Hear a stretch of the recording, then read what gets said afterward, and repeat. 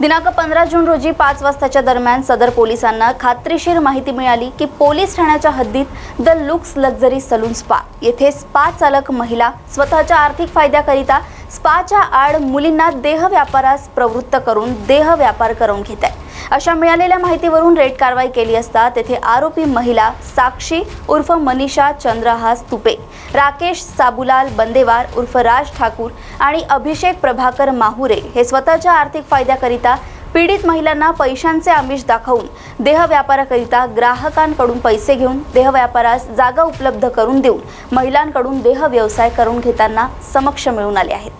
आरोपींच्या ताब्यातून 4 पीडित महिलांची सुटका करण्यात आली आहे। आरोपींच्या ताब्यातून 2 मोबाईल फोन, रोख रक्कम 13,100 रुपये व इतर साहित्य असा एकूण 28,140 रुपयांचा मुद्देमाल जप्त करण्यात आला आहे।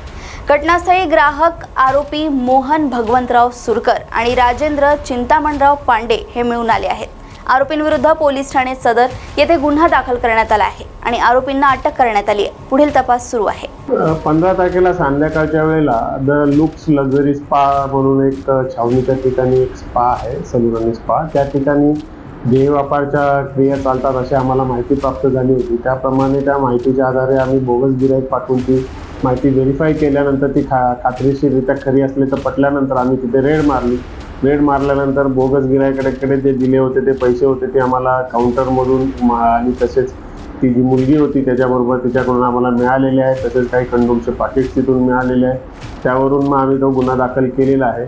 सदरचा गुन्हा हा त्या जे स्पा चालवणारे 3 ओनर आहेत त्याच्यापैकी एक महिला आहे जी फरार आहे, वॉन्टेड आहे, तिचा शोध घेणं चालू आहे।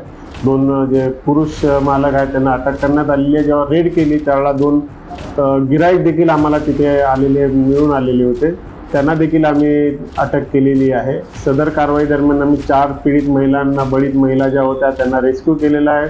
सध्या त्यांना आपण महिला वसतिगृहामध्ये माननीय न्यायालयाच्या आदेशाने ठेवलेलं आहे।